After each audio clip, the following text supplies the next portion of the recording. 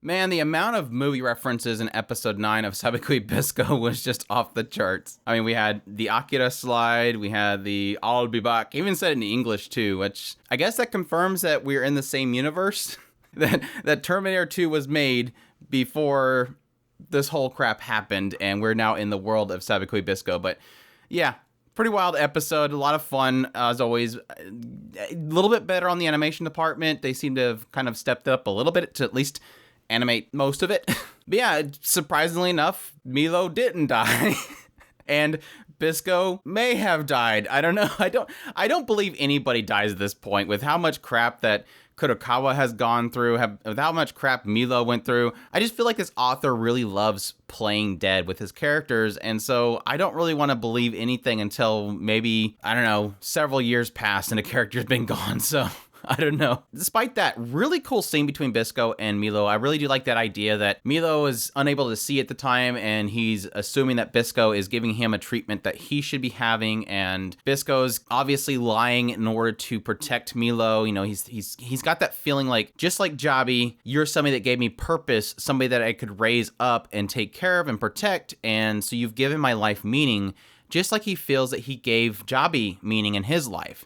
And that was a really cute scene. I like that whole aspect of essentially lying in order to protect somebody. Obviously, if he told me, though, now look, I'm going to give it to you, I'm perfectly fine, I'll be fine, Mila wouldn't like it. And it was a cute little bonding scene between the two of them. I ran into somebody that said that the volume for this particular, I guess, section of story mentions the idea that there's yes, despite the fact that everybody's going to believe that this episode confirms Milo is in love with Bisco, it's a familial love. It's a bond. The two of them have such a strong bond between the two of them because of what they've kind of gone through. It's a familial, strong, like brotherly bond the two of them have kind of formed. And I really do appreciate that aspect, despite the fact that, again, we're supposed to believe they're dead. Supposed to believe he's dead. I'm guessing he's dead. It's hard to say you can come back from being submerged into lava. You can make an argument that maybe because it's rust lava that both him and Kurokawa will survive, but it's kind of one of those things where I can survive somebody hitting me with a pole. That doesn't mean I'm immune to a pole if it's melted into a molten vat. But again, not getting into that stuff again. Yeah, Milo kind of hinting at this idea that he had a dream where all of them kind of went off on adventures together. They settled down, they got tired of it, and then they went off searching for more lands.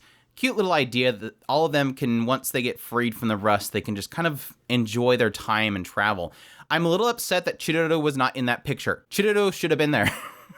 And also technically hinting at, you should get with Pawu. I mean, Pawu is technically the most beautiful woman of their town. And again, referencing the size of her cup, which I guess is an important thing to note. But that was cute. I mean, we technically have already shipped Pawu and Bisco.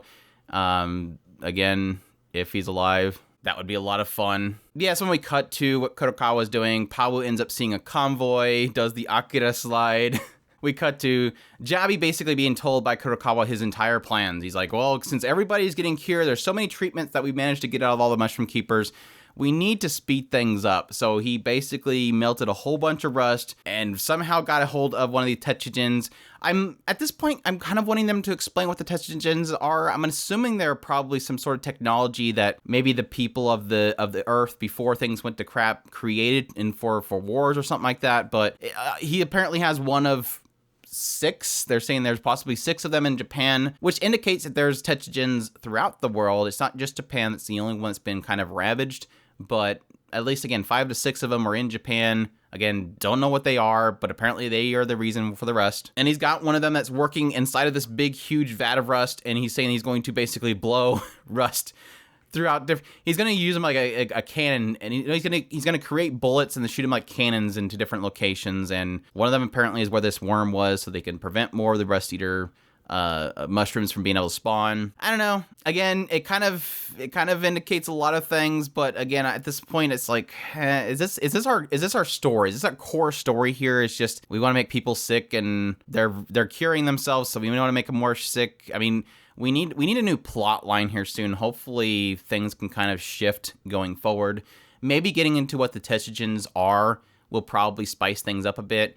Again, I'm assuming Kurokawa's dead, but he's been through a lot of things and still alive, so we'll see. But yeah, that's when Bisco shows up, and they start fighting it out. And again, Kurokawa's taking a whole bunch of blows and still living, and And again, Bisco is not doing too good. He's got his fingers falling off from the rust. He's losing an arm.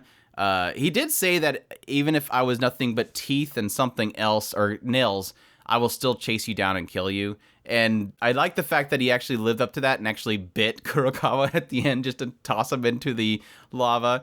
And yeah, that's when we get the, you're going to die just like in the movies. Make sure to say, I'll be back. And then shows his head. I thought that was a really cool scene. Like that, just like the veracity, like the sheer anger in Bisco's voice was really good. I really liked that whole say I'll be back and then shoves his head down inside the lava. I have to say that Bisco has a lot of pain tolerance. Typically, if you probably fell into lava or some sort of molting mass, you'd probably instantaneously go into shock, but he's holding a nice little conversation with Milo that he's going to live on with Milo even after he's gone and go on adventures with him, and then calls for him to chew one last arrow into his chest. Which I wonder if that'll be like the answer. Like he shot him with an arrow and watch it be like infused with the Rust Eater, and so it protects Bisco as he's inside of this again, lava, which shouldn't work. But yeah, crazy stuff overall. Again, I'm curious if they'll have some explanation of the Tetsujin in the next episode. Again, seeing Milo, I guess at least Milo's kind of fine again at this point. I was a little surprised that we didn't see Chidori in this episode. It looks like she's in the PV for the next episode, so thank goodness there. Again, maybe we might get that. Maybe Chidori will finally live up to her promise to Milo that she will travel with him once she left Bisco. I never realized that they technically flagged Bisco from the very beginning. If anything ever happens to Bisco, you can travel with me. So maybe we'll finally have that Milo Chidori thing that we've kind of hoped for at the very beginning. But yeah, overall, solid episode. Again, I'm getting tired of Kurokawa, unfortunately. I'm more interested in the Tetsujins. I'm hoping they'll get into that stuff.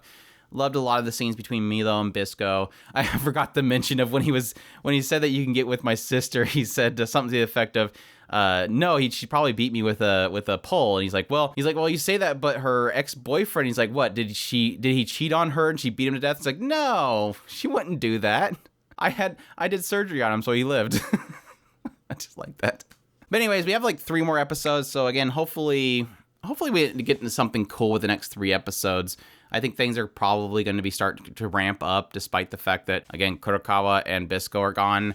Again, maybe the whole aspect of Tetsujin might come into picture, and maybe we might get some answers around that, which I really do hope for by the end of this season. So anyways, that's my thoughts on episode 9 of Sabikui Bisco. Hope you guys enjoyed this video. If you did, leave a like down below. Comment. Let me know about the episode. Do you think they're dead? Do you think Kurokawa and Bisco are dead? We'll see. Subscribe if you haven't already. Share this video if you can. Support us on Patreon through our tips link in the description below. We definitely appreciate everybody that does. And y'all take care.